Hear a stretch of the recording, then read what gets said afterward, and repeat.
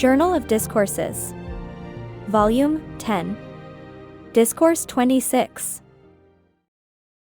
Made at the Bowery, Great Salt Lake City, October 7, 1862. Subjects include all nationalities merged in the kingdom of God, and the unity and happiness of the saints. By Orson Hyde. I do not wish to monopolize the time to the exclusion of my brethren, and I do not design to detain you long. Still a few remarks, perhaps may not be unacceptable. I thank my Heavenly Father for the privilege and blessing of meeting with the saints, and for allowing my spirit to mingle with yours, to increase each other's joy. The words of edification and instruction we have had from our brethren are truly cheering to all of us. And I trust that the Spirit of the living God may continue to abide with us, that wherein we have received an increase of light and truth, we may carry it to our homes, and revive the work of the Lord in our towns and villages, and in short, carry this feeling and influence to every quarter and part of the kingdom of God. Truly the remarks made this morning were cheering and good.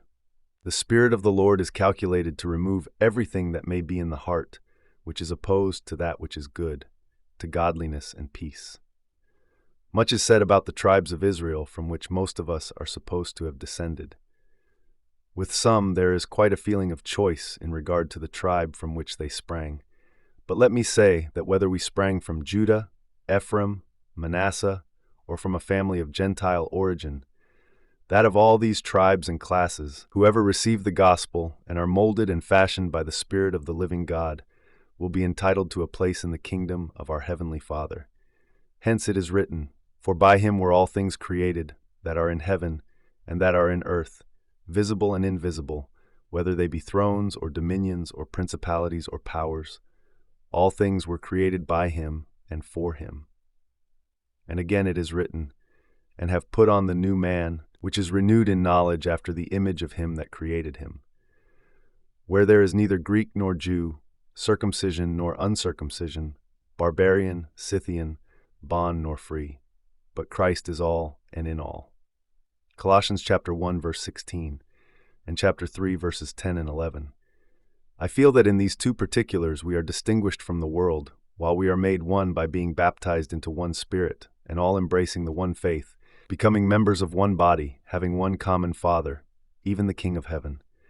And by submitting to be guided by his Spirit and obeying the precepts that are given by him in our daily deportment, we are transported into the image of that lovely being of whom it is said, that at his name every knee shall bow and every tongue confess.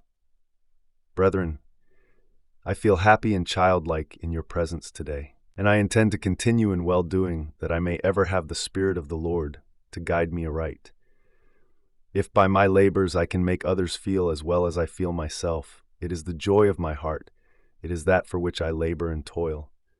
I feel at many times that I would rather sit down and muse in silence than to speak. When I think of our friends in the East, I feel sorrowful.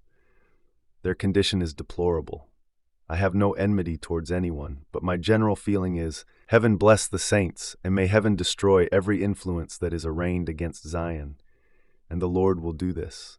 And I will prophesy in the name of the Lord God of hosts, that if we continue to walk in the light of truth, to labor to build up Zion, that cup of trembling spoken of by the prophet Isaiah shall never return to your lips, nor to our habitations, but we will float along increasing in power and strength from day to day, continually rejoicing in the truths of our holy religion. God bless you all forever. Amen. You were just listening to remarks by Elder Orson Hyde. Made at the Bowery, Great Salt Lake City, October 7, 1862.